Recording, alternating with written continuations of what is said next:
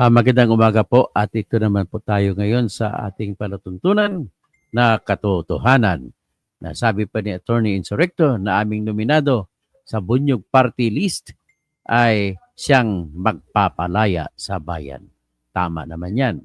At ako naman ngayon ay dito, ang katotohanan ay banggitin natin, kailangan malaman ng mga tao yung katotohanan, kung anong katotohanan sa mga pangyayari sa ating bayan para naman sa aking adhikain na mabibigyan sila ng magandang o matalinong desisyon para kung bumoto na sila sa May 12, 2025 elections. Yan kaya para dyan, ako po ay nagsasakripisyo ng oras para lang po sa ating mga mamamayan. At ito po si Dr. Engineer Toto Bunyog Kausing na inyong maasahan sa balat ng mundo. Kasi all over the world naman itong ating podcast o broadcast ay inaasahan ko na pag ang makikinig dito ay magkakaroon ng magandang pananaw, matutunan nila kung ano nangyayari at siyempre mag-isip-isip sila para sa kinabukasan ng ating bayan kung sila ay buboto na ngayong May 12, 2025. By the way, magdi-discuss ako mamaya pagtapos ito, pero panibagong vlog patungkol naman po sa kung aking kandidatura bilang pagkasenador sa 2025, May 12. At di-discuss natin yan kung paano, may pag-asa pa ba o ano. Okay, so magandang umaga po sa aking mahal na anak, Mapia Maria Alexandria. No, sa si Cheska, magandang apo, yung apo ko. Pinakamaganda kong apo. Siyempre, wala nang ibang apo, isa lang eh. May dalawa pa lang ako. Dalawa na pa lang apo ko. Yung isa sa kwan. Yung anak ni Jeffrey. Andun sa England. Anak ni Jeffrey si Wico. Si Helen Baguio, na hindi naman taga Baguio. Magandang umaga. So si Sam Daniel, ang ganda naman ng Sam, tapos Daniel, magandang pangalan, kombinasyon. So ito po ang ating pag-usapan. Ang tanong na napakalaki rito na hindi ko masasagot ay, bakit naman po? Bakit? Bakit? No? Bakit? Bakit nawala yung news report ng UNTV patungkol sa blanco na Bicameral Conference Committee report na siyang pinagbasihan ng pagbuto-buto ng mga senador at saka congressmen kung aprobahan nila ang Bicameral Conference Committee report na may amyendado na. Ngayon, lumalabas po sa dito nawala. So kumbaga parang kapalaran na talaga na kapareho ng mga report doon sa Bicameral Conference Committee patungkol sa budget, yung nawala, naging blanco, nawala din ang mga numero ng halaga. Bakit kaya? So sa aking vlogging kahapon, kagabi, lumalabas po na sinadya pala talaga yon para magnakaw ng pera ng bayan. Ano bang klase mga congressman, senador tayo? Sila ang numero unong may kasalanan dito. At ang ginawa po nila, base po sa aking conclusion, sa aking initial na investigation, na sapat na rin ang aking investigasyon para magpatunay na ang ginawa nila, dahil aayusin ng Senado tsaka House of Representatives ang pagkaiba-iba ng kanilang version ng budget para sa 2025 o ngayong taon, ay kailangan mag-meeting ulit ang Senado at saka House of Representatives. Yung pag-meeting po nila ay hindi naman lahat ng senador ay dadalo. Hindi ang lahat ng mga congressman ay dadalo. Kung gaganong-ganon, hindi sila magkakasya sa isang lugar. Sa Manila Hotel sila pumunta. So ngayon, ang nangyari diyan, nagpadala na lamang ng representante ng ilang congressmen ang House of Representatives at nagpadala din ng 17 representante ang Senate of the Philippines. Ang nangunguna para sa House of Representatives na mga representante ay si Speaker Martin Romualdez at si Committee on Appropriations Chairman na si Elizalde Co. na nirepresenta niya ang party list na Ako Bukol. Okay? Ang sa side naman ng Senate, ang nagrerepresenta ay yung president ng Senate na si Chis Escudero at ang chairman ng Finance Committee ng Senate na si Grace Poe. So lumalabas po, itong apat na tao at saka mga kasapi nila na dumalo sa conference ay lumalabas to po na mga traidor po sila. At tinaidor nilang inang bayan. At ang lumalabas para lamang maibulsa nila ang pera. O ngayon, dinisinyo nila, in fairness naman kay Bongbong Marcos, dinisinyo ng mga congressmen at mga senador na ito, yung kanilang paglagay ng mga pondo sa kada budget, kada item ng budget, in such a manner na mahirapan si Bongbong. So ang ginawa nila, siniro nila ang budget para sa PhilHealth. So wala na yung 74.4 million sa PhilHealth. Siniro din nila yung budget. Hindi zero kundi tinanggalan ng 50 billion pesos o binawasan ng 50 billion pesos ang budget para sa tinatawag na 4Ps. At binawasan din ang budget ng mga scholars ng CHED ng 30 billion pesos.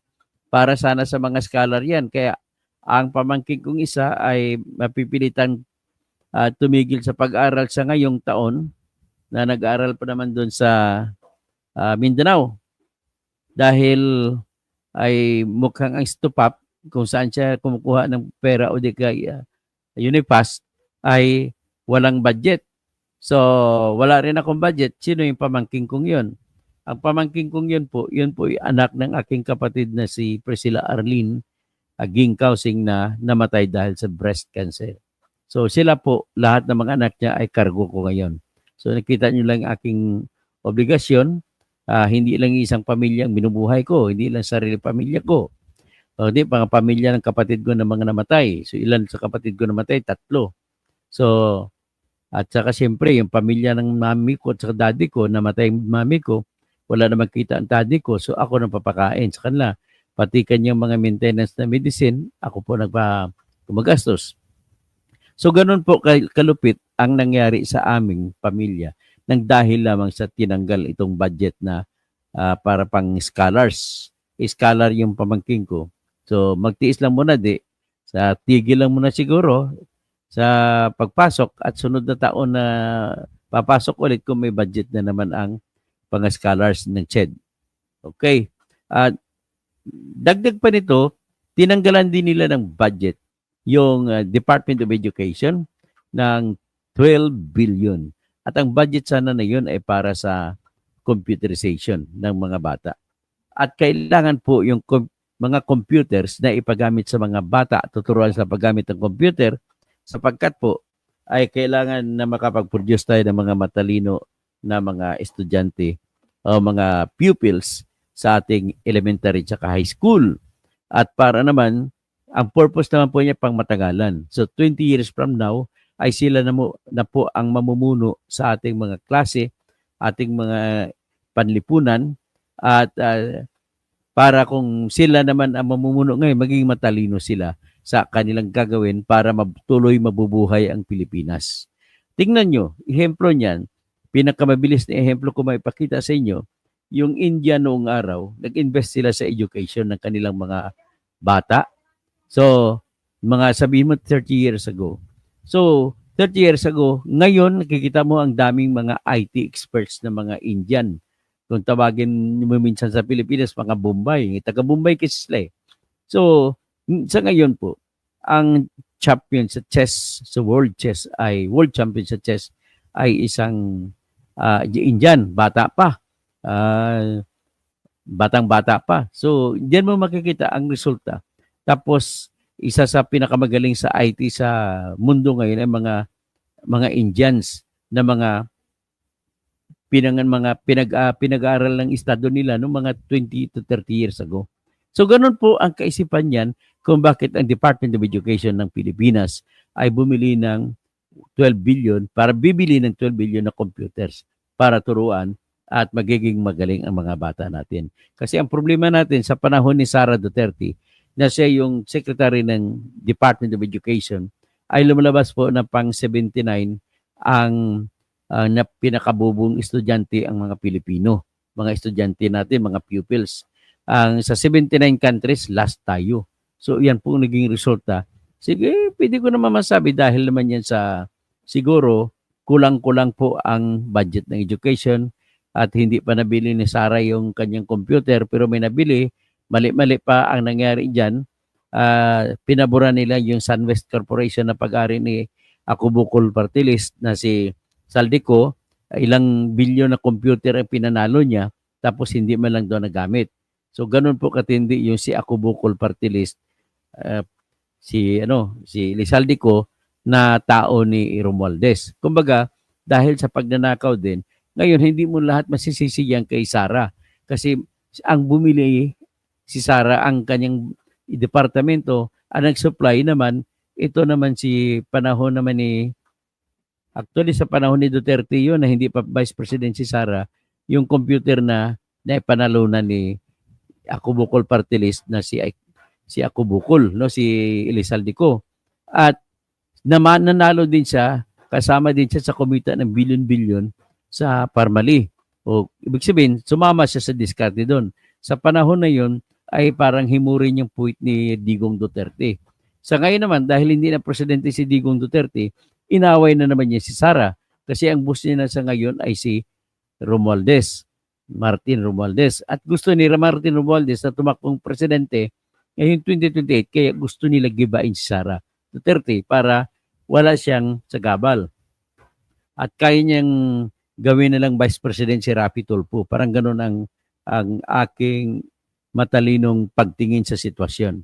So ngayon, itong nangyari nito ngayon sa budget na to na ginawa nila, gumawa ang pagkatapos ng paghabol na sa mga pera, ilalagay na sa ayuda, kukuha sila na kailangan sa ayuda ay 26 billion para sa AKAP, ayuda sa kapos ang pera, tapos 45 billion sa AX, tapos 40 plus billion sa MAIP. Bakit gustong-gusto nila yan? Kasi po, ang mga perang yan ay ibibigay na ayuda kung mayroong endorso ng mga congressmen at senador. So gustong-gusto nila project na yan. Kasi malapit ng eleksyon at talagang gagamitin na sila. Talagang harap-harapan ng kabastusan ang ginagamit la kung magsasalita pa si Mayor Benji Magalong, the level of impunity has been unprecedented, matinding-matindi.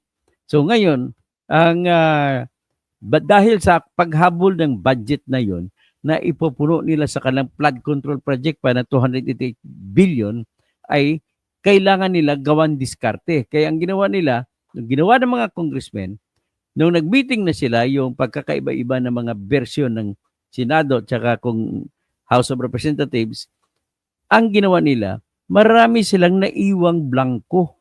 Hindi nila alam kung bakit blanco at nagmamagic-magic pa ng compute, magkano kukunin nila sa bawat sa budget ng NIA.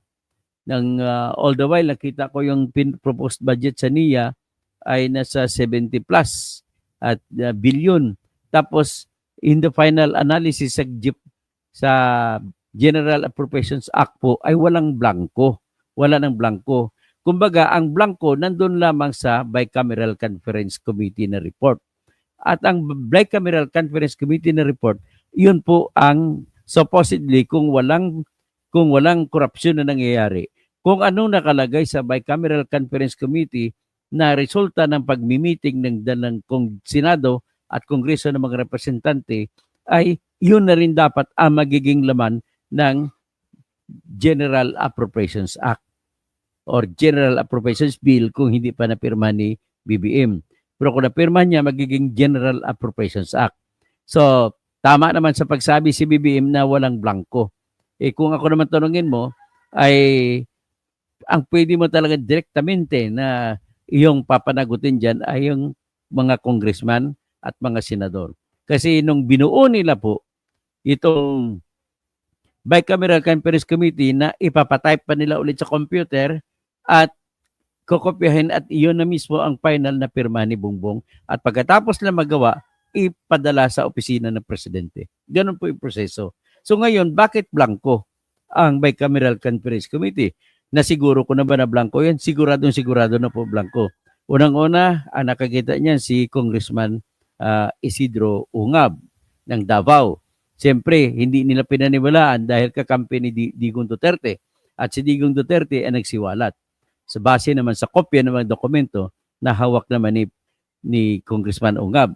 Tapos, mapapaniwalaan mo talaga ang dokumento na hawak ni Congressman Ungab. Kasi bakit? Dokumento yun, tsaka pirmado. Pumirma po mga senador tsaka mga congressmen na dumalo doon sa Bicameral Conference Committee. As a senador, 7 sila out of 17. So, ibig sabihin, yung pirma ng Bicameral Conference Committee Senate representatives ay hindi majority. 7 out of 17. Ang sa side naman ng House of Representatives, ang pirma nila ay isa lang ang hindi pumirma, si Congressman Duavit ng Rizal Province. Ang pumirma dyan, isa sa pumirma dyan si Martin Romualdez, si Saldico, si yung tao ni Romualdez na si Manix Dalipi ng Zamboanga, si Romeo Acop pumirma, kaya ngayon nawalan ako gana kay Acop. Marami pa sila dyan ang pumirma. No? Nawalan ako ng gana sa kanila. Kasi kung sino pumirma dyan, ang tingin ko sa kanila ay mga kawatan. Gano'n lang. Bakit na pirmahan? Tapos blanco pala. So ibig sabihin, sinadya po nila yung pagka-blanco. Ngayon may isa pa itong ebidensya tayo. Si Congressman Raul Manuel ay nagsalita na rin na yung kopya ng Bicameral Conference Committee na report ay pinadala sa kanya sa pamamagitan po ng email. Nang pinrint out niya kanyang email na kopya, ay blanco rin. Kung ano makikita mo na blanco sa kopya na hawak ni Congressman Ungab, ay siya ring kopya. Kaparehas na kaparehas, maliban sa mas maraming pirma, ang kay Representative Manuel, parihang-pareha kung saan ang mga blanco. Okay? Tapos si Gloria Macapagal Arroyo naman, nag-report na rin, na yung kanyang kopya na pinadala sa kanya ay blanco rin. Tapos si Amy Marcos nagsabi na rin na blanco rin ang sa kanya. So in other words, very solid na yung proof o pruweba na talagang blanco. Ang pinakahuling nakita ko na pinakasolid na ebidensya na blanco ay yung kopya na nanggaling sa Senado na kinuha ni Asher na reporter ng UNTV at nag-report siya. Sa kanyang pag-report, nakalagay doon ang kopya na talagang blanco. Ngayon, ang tanong ni Attorney Libayan at saka maraming mga nanonood sa vlogging at mga vloggers na rin kagaya ko ay bakit hindi na makikita sa YouTube ang news o balita kung saan nag-report si Asher na nakakuha siya ng kopya ng blanco na Bicameral Conference Committee sa Senado na kopya. At parehong-pareho din sa kopya na pumunta kay Isidro Ungab at saka kay Congressman Raul Manuel. So, in other words, ang tanong doon, bakit nawala? So, without much further ado, ang gusto ko lang po sabihin ito ay, number 1, nagko-conclude na ako na talagang may magic na nangyari sa budgeting natin. Kaya yan ang dahilan kung bakit nagkaloko-loko at ang nangyari sa budget na taas ang budget ng Department of Public Works and Highways. Naging 1.13 trillion pesos. At yun naman na pagtaas ay dahil sa dinagdagan nila ng 288 billion pesos ang budget, ang pera para sa DPWH na gagastusin.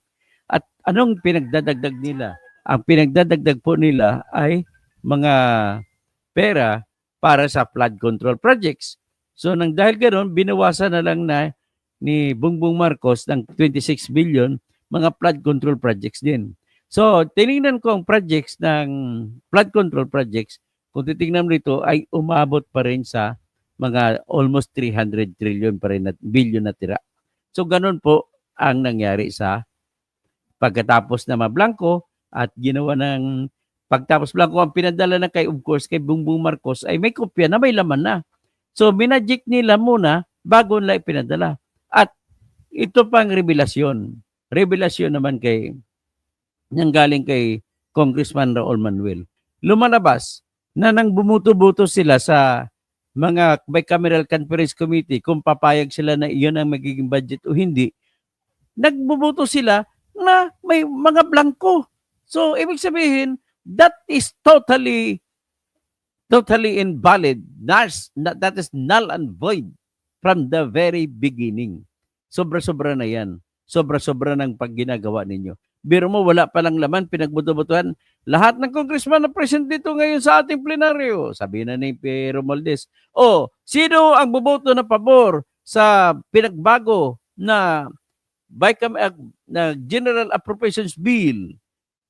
Hindi man lang sinabi sa mga nagbubuto ng mga congressman na maraming blanco. Sa pinagbubutuhan naman nila, approve. Alam mo naman, hawak ni Romualdez ang almost 300 na congressman. Sunod-sunuran sa puwit niya lahat yan. Siyempre, siya nagbibigay ng buhay sa kanila.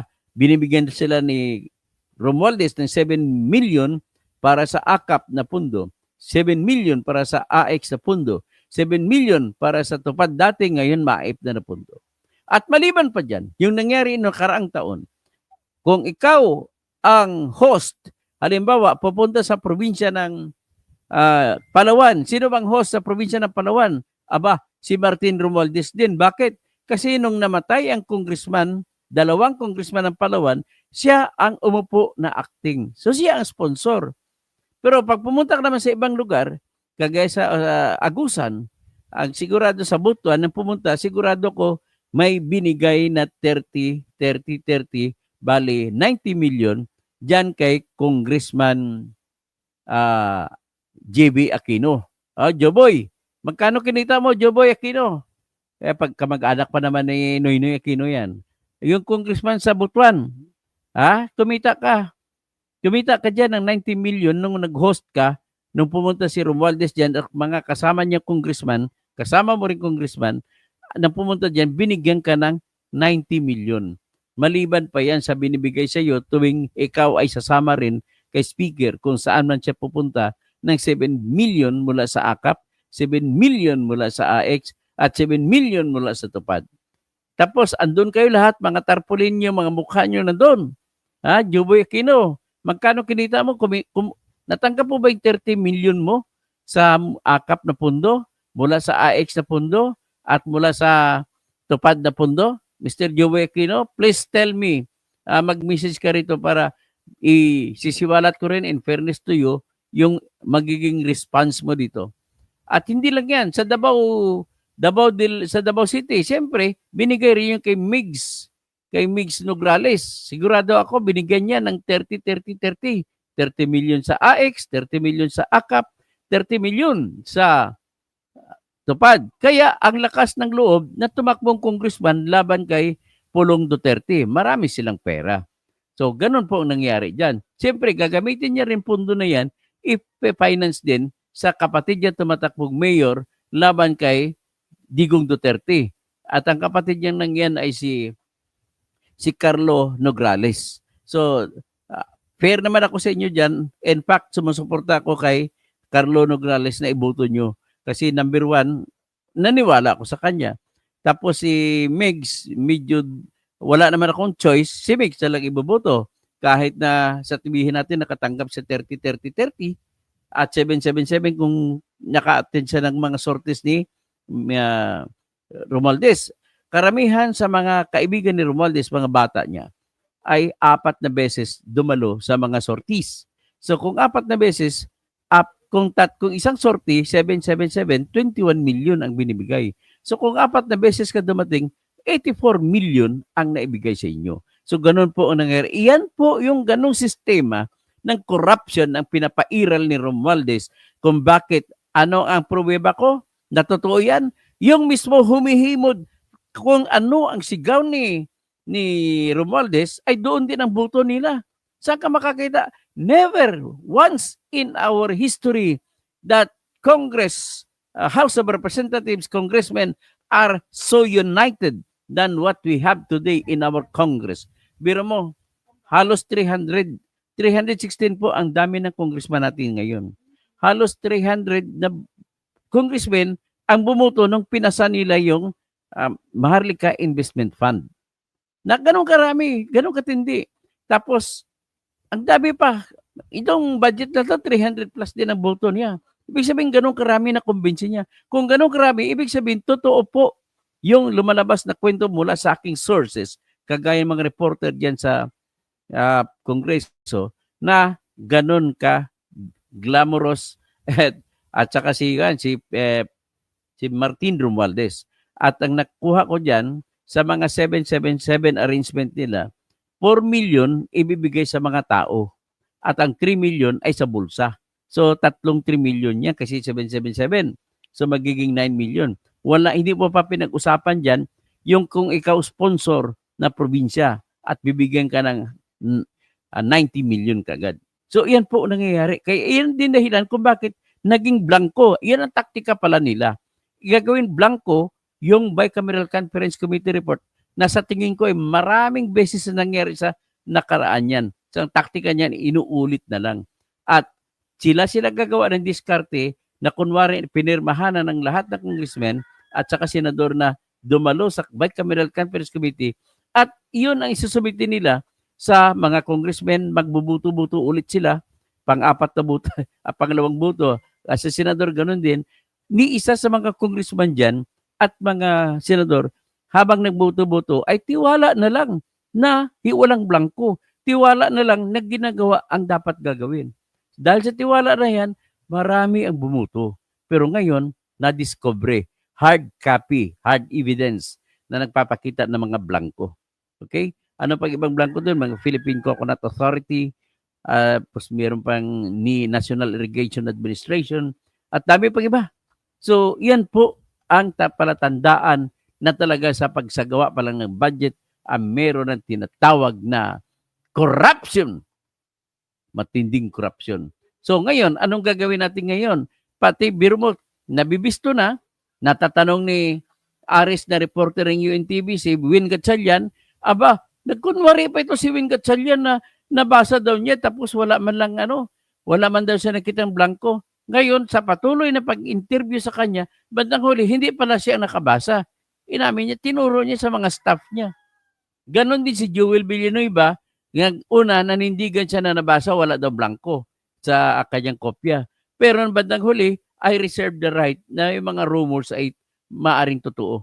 Anong klase? Ibig sabihin po, nagsasalita kayong dalawa, si Win Gatchalian at saka si Joel Villanueva, na wala kayong personal na alam. Ang ibig sabihin lamang yan, hindi nyo iniisa-isang pahina tingin ang Bicameral Conference Committee report bago kayo bumoto.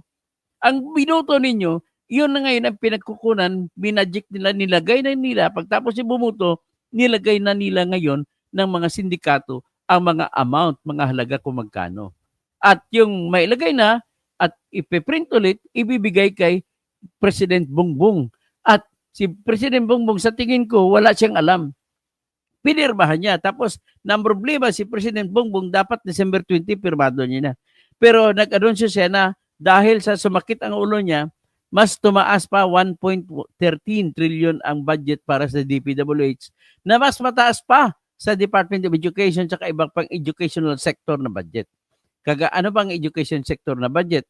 Sa ordinaryo na pagtingin ng kahit sino, yun ay Department of Education, mga eskwelahan natin, elementary at high school. Number 2, yung mga state universities and colleges, mga UP, University of the Philippines, Mindanao State University, at saka yung Benguet State University kung saan gumraduate si Atty. Libayan, at marami pang iba, mga state universities and colleges. So, 4 na sistema. Ano pa bang iba? Yan lang ang 4 na nakita ko na talagang, pati CHED, Commission on Higher Education, mga college naman yan nagbabantay sa mga private schools, mga private colleges, private universities na at saka colleges. Yun ang hinawak niya. Tapos, may budget na 30 billion na nilagay sa CHED para ito sa mga scholars ng CHED na nag-aaral sa private schools. At mula doon, 30 billion ibibigay in the form of STUPAP. Yung STUPAP naman kasi po, inuutos yan sa Magna Carta for the Poor. Batas yan na nagsasabi na magbibigay na scholarship sa mga anak na mahirap na nag-aaral sa mga private o pribadong universidad o pribadong eskwelahan. Maliban dyan, may inutos pa rin yan na 1,000 pesos a month na pension para sa mga senior citizens. Anong nangyari? Tinanggal din. Tinanggal din nila ni Martin Romualdez ang 1 billion na budget para sa 1,000 a month na pension para sa mga matatanda natin. Kaya nga ang grupo nila ni Colonel Bosita ay pinangunguluhan niya yung grupo ng mga senior citizens na lumusob doon sa Senate kasi nawala na yung pension nila. Ganun po lahat ng pangyaring ito na kawalang kwenta ay resulta yan ng tinatawag na ganun pala ang paraan nila. Ibablangko nila ang Bicameral Conference Committee report at pagkatapos maaprubahan sa Senado sa bagong boto at saka House of Representatives, magikin nila at bago na ibigay kay Bongbong Marcos, kumpletuhin nila. Doon na sila magmamagic-magic ngayon. Doon sa mga sinisingit nila mga pundo doon ngayon. So, ito naman ang presidente, bakit hindi niya nalaman yan? Sorry. Ngayon, ganun po ang mukha ng ating bayan ngayon. So, dahil doon, nakikita ko na ngayon, nalista ko na, ini-invite ko ngayon, tulungan niyo ako, ayun by the way, tulungan niyo ako sa sa pamamagitan ng pambayad sa Supreme Court at panggastos. Magsasampa po ako ng petition sa Supreme Court para ibabasura itong yung budget. Hindi BICAM report ang ipapabasura ko. Ay ipapabasura ko yung General Appropriations Act 2025. At ang gagamitin ko ang BICAM report bilang ebidensya. Bakit ko masasabi na magiging basura sa batas? Kasi po ganito yan. Ang budget, bago pinirmahan ng presidente, ay may pinanggalingan yan. At kung bawal yung pinanggalingan o may violation sa pinanggalingan, ibig sabihin, ang resulta ay basura. So, tingnan natin sa Bicameral Conference Committee kasi dyan humuhugot ng lakas ang General Appropriations Act na yung kopya na binagbutuhan ulit ng Senado at saka House of Representatives o Kongreso kung tawagin ninyo. So, yun dapat ang pagbasihan. Pero lumalabas na ayon sa ebidensya na yung pinagbubutuhan ng mga congressman at mga senador ay blanco. So, ibig sabihin, null and void. Hindi pwede yun. So, kung maging null and void yan, yan ang simpleng dahilan na para sabihin mo na basura ang General Appropriations Act. That is the first ground that I will raise. The second ground that I will raise, anong ground? Ibig sabihin, rason. Ang budget po ay naginawa nila ay nilabag po ang batas na nagsasabi na dapat ayon sundin ang Magna Carta for the Poor na dapat automatic na ang pera na ibibigay para sa mga estudyante ng mga mahirap na nag-aaral sa pribadong eskwelahan. At dapat automatic na ang pagbigay ayon sa batas din ng Magna Carta for the Poor ang for peace. Ang kanilang ginawa, binawasan pa ng 50 billion. Imbis na dapat ibigay 114 billion pesos, ginawa nila, binawasan na 50 billion pesos. So, naging 64 billion pesos na lamang ang binigay. At sa katotohanan, nag-anunsyo pa sila na kulang. At sa katotohanan, na yung DSWD nag-announce pa na mayroon pa sila mahigit 1 milyon na idadagdag. Saan sila ngayon kukuha ng pera para ipambayad, para ibibigay sa for-peace? Para malaman nyo kung gaano kahalaga ang for-peace, ganito po yan. Ang for-peace po na programa ay pagbibigay ng 1,000 a month sa mga pamilya na sa kondisyon na pag-aralin nila ang kanilang mga anak. Ganon. Yan ang kondisyon na tawag conditional cash transfers. So, yan for-peace yan. So, ngayon, kung yan ang kondisyon, ang tanong, mula pa sa panahon ni Noynoy, nag-umpisa yan. Mula sa panahon ni Noynoy, dapat pa bang ituloy yung programa na yan? Ang sagot ko, dapat ituloy. Bakit po? Marami na po ang mga naging abogado, naging doktor, naging engineer, naging teacher, naging pulis mula sa mga pamilya na tinutustusan ng for-peace. So, epektibo siya, maganda siya para sa ating bayan. At siyempre, pag magiging mga professionals na mga produkto ng mga mahirap na yan, siyempre, yun naman ang mag-aangat sa kanilang pamilya para magiging mayaman at gagraduate sila ngayon sa kahirapan.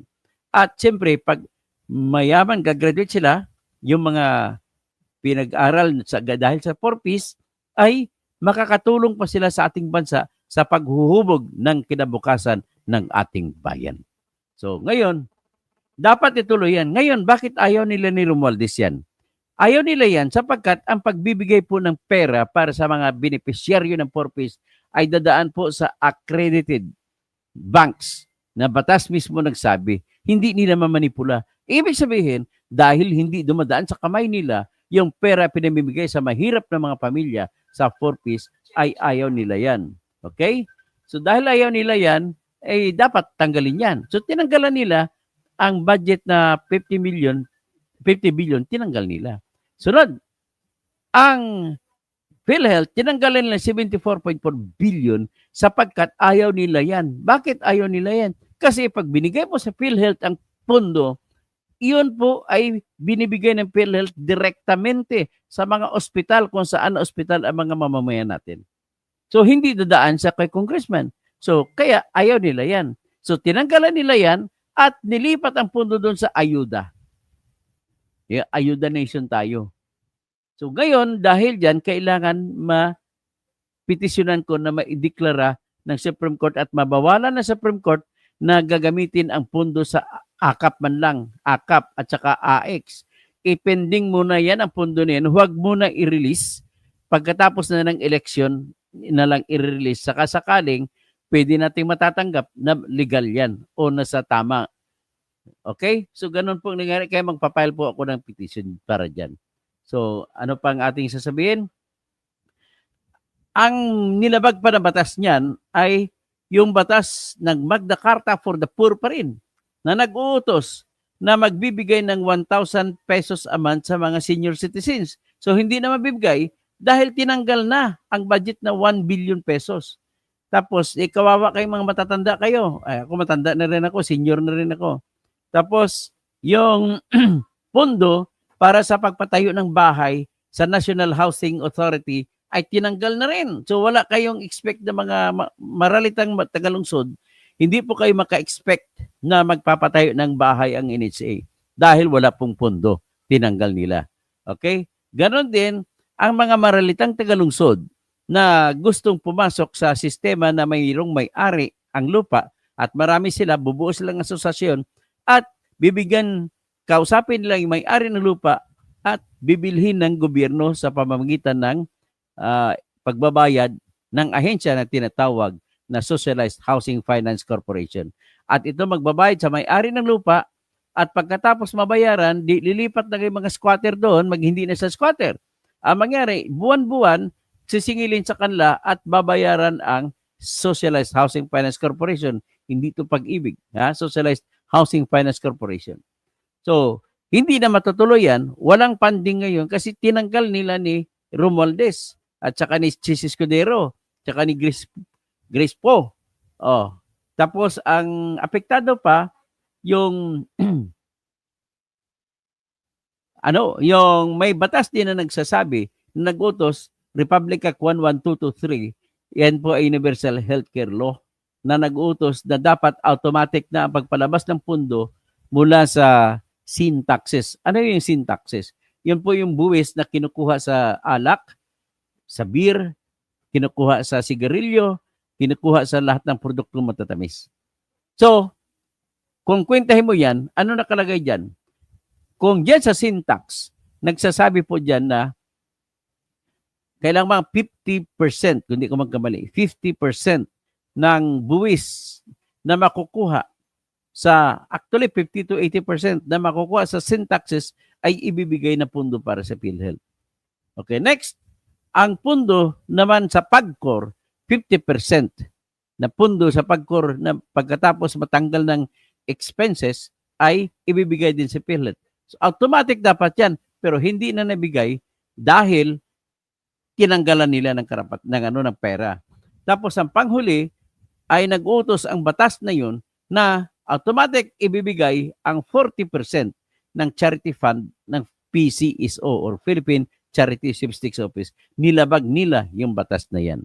So, hindi nila binigay 74.4 billion at bagkus pinatong nila doon sa flood control projects na 288 billion, sa 26 billion na AKAP, 45 billion na AX, at saka 40 plus billion din na MAIP. Ganun po ang ginawa nila. So, kailangan madeklara ito na null and void. Ano pa? Ang isa pa, sa dahilan na gamitin ko, yung AKAP at saka AX po, walang batas na nagsagawa para bibigyan ng pondo. Next is, yung sa pondo ng DPWH na mas mataas pa kaysa Department of Education, yan po ay bawal sa konstitusyon. Nilabag ang ating saligang batas. At kung nilabag ang saligang batas, dapat po yan ay tanggalin. So magdeklara na null and void. Ngayon, ang ginawa nila, para sabihin ko no na mas mataas ang pundo ng Department of Education, anong ginawa nila? Simple lang. And a few moments later, ito na. Ang ginawa nila, dagdag sa budget na pinundo sa DepEd, sa CHED, at sa mga scholars, ay dinugtong nila ang budget na binuo nila sa Philippine Military Academy kay mga estudyante ko no. At ang budget na binuo sa Philippine National Academy, Philippine National Police Academy, kasi mga estudyante doon yun, at dinagdag nila yung pundo sa mga Graduate School and Development Academy of the Philippines at ginawa lang kinlasify na sa education budget. At hindi ko alam kung sinaman lang Philippine Judicial Academy na training bago ka mag-judge, na-appoint ka na judge.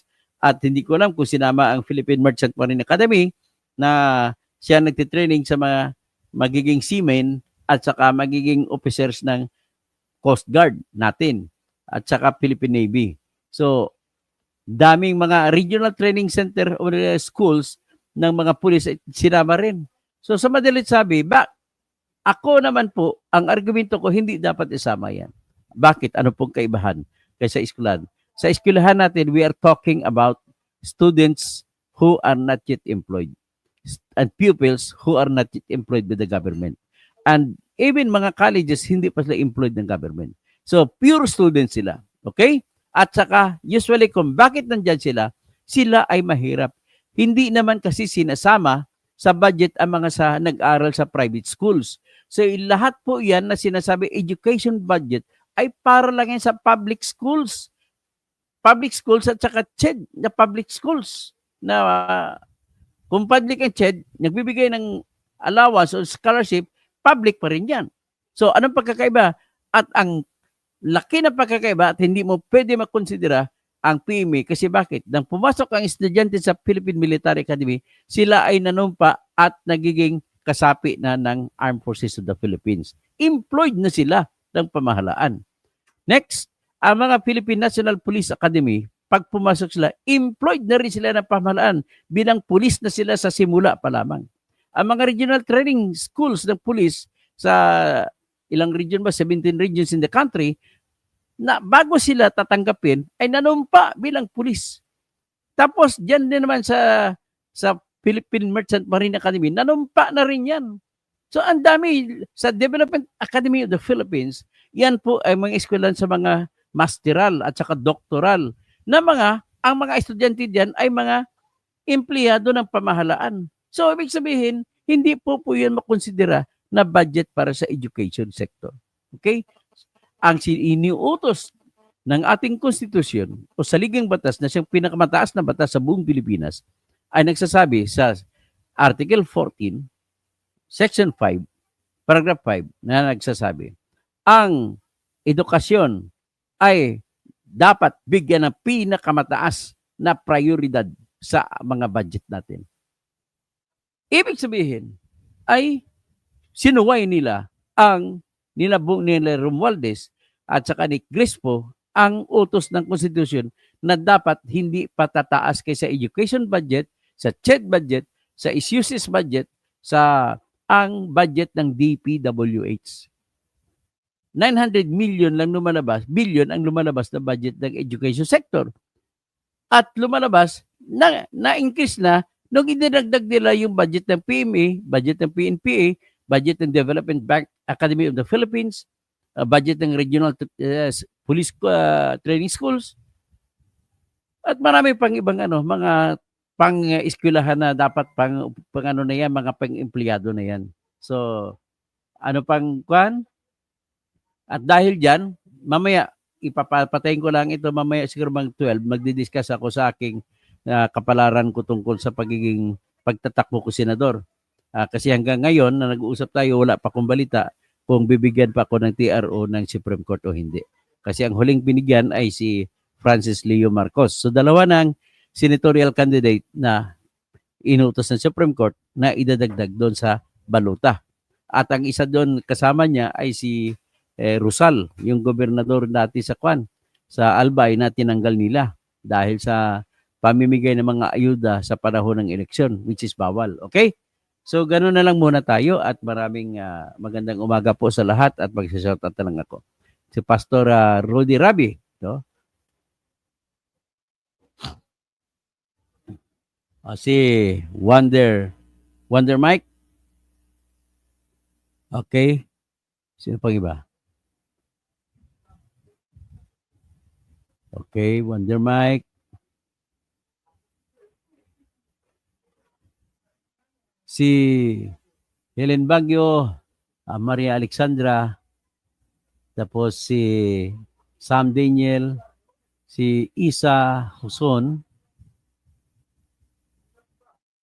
Good morning daw, Rico Evangelista, watching from sunny British Columbia, Canada. O si Reborn, yang atak, Reborn. Tapos Alex, Alex dyan sa Batangas, pagbigyan mo ko ng kasi ilabas ko sa live ko yung mga produkto mo na ginagawa mong aluminum. Kontakin nyo ako, ikokontak ko kayo kay Alex Payas Stores na gumagawa po, napakagaling gumawa ng lahat ng klase na frames, pintuan, bintana, o di kaya gawin yung muebles, o di kaya gagawin yung mga estante sa inyong tindahan kung meron kayong tindahan. At pwede rin siya gumawa ng mga cabinets o basta made of aluminum. So, aluminum works po siya. At ang pwesto na dyan sa Tui, Batangas. Okay? Alam siya dyan. Pagtanong nyo lang si Alex Payas Stores. Tapos si Rick Canapos, good morning po, BF. Kayo pala. Sige, matawagan kita mamaya. Celia Marqueses, watching from Antipolo. So, tapos, watching from Singapore, nasa Singapore ka pala. Bernardo Mendiola, good morning. Dr. Engineer Toto, Kausing, watching from Barangay Commonwealth, Quezon City. Tapos si Joseph, si Hazelmo Cabangal. Tapos si Pastor, si Rudy Santos. Si Joseph Adona. Sino pa? Joseph Adams. Tapos, tanggalin ko yung salamin. Tapos si Carmencita Gilya. Tapos sino pa? Wilson Carretero Amod. Si Wilson ay ini-endorse ko na tumatakbo po siya na pagkasenador, representing and moving for katutubo natin dyan sa Mindanao. Kaya magaling tao yan at in-endorse ko at ikakampanya ko yan siya sa pagkasenador. Si Jos, sino pa? Si Ninita Basconcillo, Pastora Raelia, Shalom. Tapos Black Spider, fake naman yung docs na hindi fake. Hindi lang po si Ungab ang nagpakita, Black Spider. Nagpakita na si Raul Manuel, blanco din. Nagpakita na si Gloria Macapagal, blanco rin. Mismo si Amy Marcos nagsabi na blanco. Wala ka na magagawa dyan. Puro kayo masyado kayong maniwala kay BBM kasi. Huwag tayo mag-loyalista para hindi nasira ating bayan. Para makaboto kayo ng tama. Kasi pag nag-loyalista ka, kahit na may mali yung taong inidulo mo, ay hindi mo siya kukontrahin. Ganun pong attitude natin. Pwede na San Juan, Berhelio, Bunao, Tapos si Ping Dunyega, sino pa? Si Rufo Lope Balingit, Jose Quintila Quintal, Santa Ines, si Candida Schilbinger, mahirap i-pronounce. Tapos si John Caminbin Cabonyog, good morning po, Dr. Cabonyog. Tapos Ben Reclamador, baka akala ng mga congressman akap pa rin. Okay, Domingo Hadap, Doming, paring Doming, Pastor Aurelia, tapos si Nelson Jamil Loses, tapos si Led Vigas, si Verinya Bunaw, si your game is a scam, Shane. Tapos your game is siya pa rin ulit, si John Cabigas. Tapos si Jeffrey Cabigon, oy Jeff, pag-shoutout dyan sa Davao del Norte. May, kayo naman ang, sabi no, kayo naman tin kuda. Di ko malaman kung anong pinaglalaban nyo. Pinaglalaban ko po katotohanan para sa ating bayan. Your game is a scam. Willie Puentes, Senador, ako, you expect me to examine each page. Tama, sino ba naman na mag-examine each page? 200 plus pages po kasi yun eh. So, Led Biga, good morning po. Parang estratehiya nila talaga. Tama ka, si Black Spider. O anong number po sa baluta? Si Nika Toto. Wala pa akong number pa. Hintay ko lang po. Black Spider. Pasensya ka na, wala pang number ha. Pero hindi ko naman isipin na supportan mo ako. Kasi iba yung mga komento mo eh. Ginalyn Isaac. Tapos Antonio Hamilio. Mama Ril. Si Marisa Aduro Ferrer. Tapos si Mark Mendoza. Tapos Comelec, isa pulog siya si Mendoza. Si Comelec, si Black Spolder. Katoto, bakit si Rastaman kasama na babal sa balota? Ay, hindi po siya tumakbo ngayon. At Duan Sliring, Carl Maxshart, Pagaw Baker, tapos Antonio Binsuceso, Wonder Mike, tapos si Pastor Rodi Rabi, Black Spider, paano naging illegal? Di ba pinaliwanag ko na? Dapat pinagbasihan ay bicameral conference report. Wala, blanco, hindi. Ibig sabihin, binaboy nila. Okay? Sino pa? Si Hiski Uyaw. O, tapos sino pa? Romel Bengson, Liz, si Desmond Laksamana, Ramon Gloria, tapos si Ferdinand San Juan, Bing Liwag, tapos si Selmar, morning, okay. Helen Baguio, maraming salamat po sa palipad. Rigay Felipe, Christopher Talabukon, tapos si Pastor Railia Rolando, sino pa? JC James, Rogelio Tapado, Kaka. Ayan na po tayo at maraming salamat po sa inyo at good morning. Good morning, BBM, Romualdez, Saldico, ako Bukol Party List, Chis Escudero, at si Grace po.